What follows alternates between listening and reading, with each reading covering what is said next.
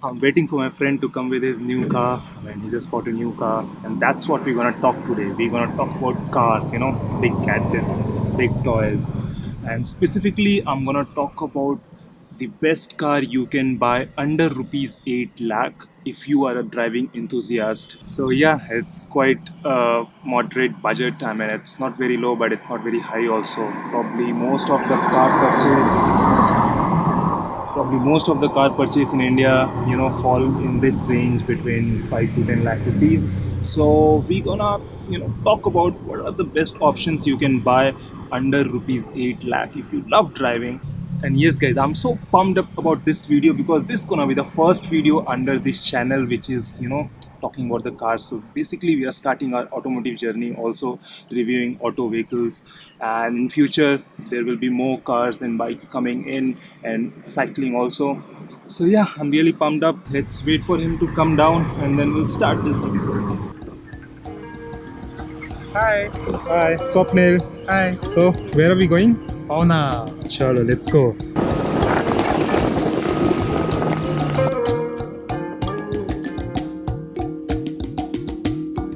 So we have come to Pauna Lake. It's one of the nicest place around Pune. So if you live in Pune or Mumbai, make sure to come and visit Pauna Lake. It's between the center near to Lonavala. Very nice place. I mean, just look at how clear the water is. Look at the water. It's so clear. It's all blue water. It's pretty large lake. I mean, it's one of the largest lake around Pune. I mean, I guess the largest is Mulchi or maybe Pauna, I'm not sure. But it's one of the largest lake around Pune. And it's huge. And if you love trekking, I mean, you can see there, that's the Tungi Fort. It's pretty steep and takes around 6 hours to go up and come down. You can do that trekking. And then there, if you can see, that's the Tikona Fort. That's another trekking place. Since we are so close to this beautiful lake, let's bring the B-roll.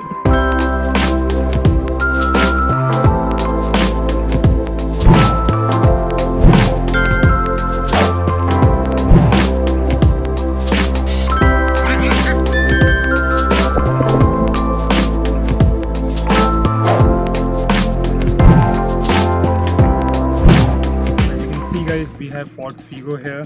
It comes in petrol and diesel both, and both models comes under 8 lakh rupees.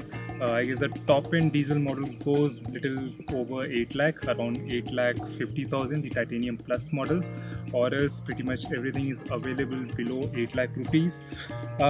Before I start talking about this car, let's just clear out the competition. I mean, many of you will be right now thinking or asking me like, why not Polo or Baleno and Swift? Polo is good car. That's the closest rival to Figo in a segment which is under 8 lakh rupees. If we go about 10 lakh rupees, then yeah, Polo GT TSI, and then you can have a Ford car, 1.5 liter petrol engine. That's a good car. So, but below 8 lakh rupees, Polo, the normal Polo, it has a little softer suspension, and that's why when you push it hard, it doesn't give you that great feedback. And then Baleno is very underpowered, plus the handling is again soft. The connection between you and the car, I mean, the steering connection is not that great. And Swift is small, little punchy car, but then again, it's not as good as Figo. This car has a great body dynamics, and the steering wheel is amazing. The response you get, the feedback you get, it gives you good confidence to push the car, and that's what we all need in this price segment. I mean, you're not gonna get some high power, hot hatch in this price segment. So we here at least getting something which behaves as you want it, the way you command it, and that gives you a confidence to push the car in corners or on highways, and that's the thing you're looking for. So this car behind me, I mean the Swapnil's car, it's a petrol model and it's a titanium top end model, and it costed him just under 7 lakh rupees because the new facelift is coming. So those of you who is like raising eyebrow that just 86 bhp, there will be a new Figo facelifted which will come with a 96 bhp, basically new 1.2 liter Dragon engine which is 3-cylinder and produced 96 bhp. So it's close to 100 bhp, and going by 100, we know that that engine is going to be very smooth and punchy in petrol segment. In diesel segment, I mean, this engine is great. It's a direct competitor to your Polo GT TDI. I mean, that engine, turbocharged engine, and this, the Figo 100 bhp diesel engine, it's one hoot to drive. It's amazing. And if you don't know what I'm talking about, just get your hand to any Figo Aspire or Ford EcoSport diesel engine and just drive it for a few minutes or on a free road, and you'll understand what I'm saying. I mean, the diesel engine in Figo or in Ford lineup, it's amazing. The 1.5 liter 100 bhp diesel engine, it's just amazing to drive. So guys, before I start driving this car and talk more about how it drives and power and everything, let me cover, like, this car is built quite solidly. This is one of the best built in its segment. It's very close to Polo. I mean, to me, the Polo has the best build quality in hatchbacks as of now in India, and this is probably at second spot. The materials are good. There is no rattling sound, nothing inside this. I mean, this is a new car, so yeah, it's fun to drive. But even the old diesel models who have done like 60-70k, they still drive very well. So the car is very well built. So yeah, let's come to the point. I mean, after all, we are buying this car to drive, so let's start our drive and we'll talk about how it drives.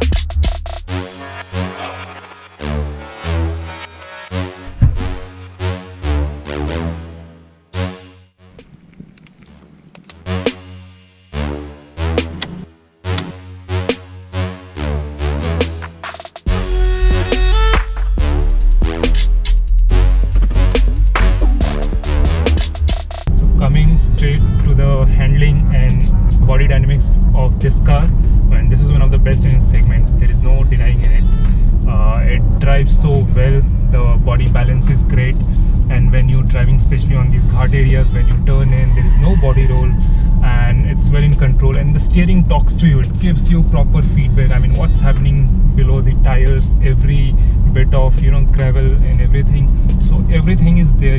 It tells you that what's happening below the tire, and that gives you immense amount of confidence to push this car. And that's the great thing about this car. Pushing hard, you'll love this car. And engine is also peppy. I mean, it's 96 bhp. This petrol engine is 86 bhp, and upcoming engine is 96 bhp. See what I'm doing. So this is 86 bhp, 112 Nm meter of torque. Small engine, but it's peppy. It loves to rev, and the majority of power lies between 3 to 6,000 rpm. In between 3 to 6,000 rpm, that's the meaty range. So what adds to the confidence is braking. I mean, the braking in this car is also equally good. So at those occasions when you overshoot yourself, the brakes are there to rescue you. I mean, they arrest the momentum quite good, and they give you the feedback. It's not like they will lock up or they are just dead. When you're like, especially in I-20, when you apply brakes, they give you a little rubbery feel, but then you don't really know how the tires are behaving, either they're skidding or what. But here you get the feedback that tires are rolling and what's coming underneath them. So that again adds to the confidence, and that's really what matters when you are a driving enthusiast. Suspension setup is best. I mean, Ford is known for that from early ages. If you remember the first generation Fiesta, quite back in 2005, 2006. Since then, Ford is one of the best when it comes to suspension tweaking. I mean, they tweak their suspensions really well and they keep in mind the driving enthusiast. And the good part is, this doesn't mean that the car is not comfortable. I mean, it is comfortable. Yes, you can feel those small thuds also, but that's okay. I mean, that's not a big trade-off for a good handling car. I mean, I'll take that any day. Now, if you are someone who loves to drive on highways, this petrol motor runs very smooth on highways and cruises at 80 km per hour speed at just below 2500 rpm. Cabin is well insulated from outdoor noise, and it is a quiet place to be. You can expect around 20 km per liter of mileage on highways with air condition on. Even in city driving, it's easy and comfortable, and one can expect between 12 to 18 km per liter fuel mileage depending on traffic conditions. So if I have to pinpoint at areas where Ford can improve with Figo, apart from giving us more powerful and better driving car, they can work on cabin quality of Figo. There is a scope for better cabin quality in Figo. Cabin space is also one area where Ford can work in Figo. Don't get me wrong, cabin space is good given the car proportions, but can be improved as this car is 3886 long, and since there is no other premium hatchback on offer from Ford in sub 4 meter or above segment, and there is no launch in sight in close or long future to me, Ford can go ahead and stretch the length of this car by about 100 to create more roomy and spacious cabin. Now let's talk about few more important points which are actually important to ownership of any car. So guys, I'm at the Ford dealership now. Just came to get few maps and all. And when I came here, it came to my mind. I mean, a lot of you guys are worried about after-sales services and servicing experience. And there is a general a mindset that Ford service is not good. I mean, after-sales service is not good. And yes, that was a scene.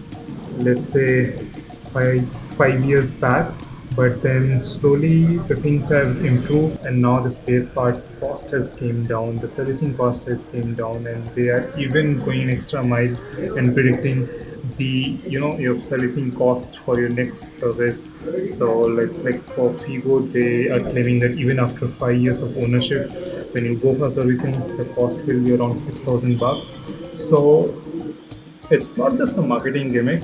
I mean, they have worked a lot. I mean, when you start visiting their dealership, I mean, service centers, you will realize that they have worked a lot. I mean, basically their spare parts procurement and the vehicle manufacturing system and all, and the parts they're using, I mean, standards to various models and other efficiencies in the total operation, which has brought down the cost. So overall, the after-sales service experience has improved a lot. So I don't think it's a constraint or a minus point right now.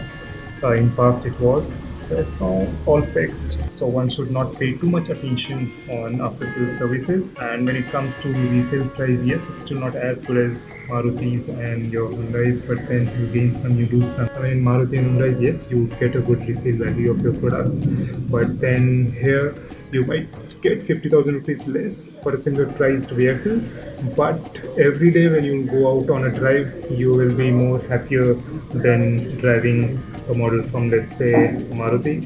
So that's for sure. I'm not anti Maruti or anti Hyundai, but facts are facts, man. I mean, this car is better to drive. I mean, you can't deny that.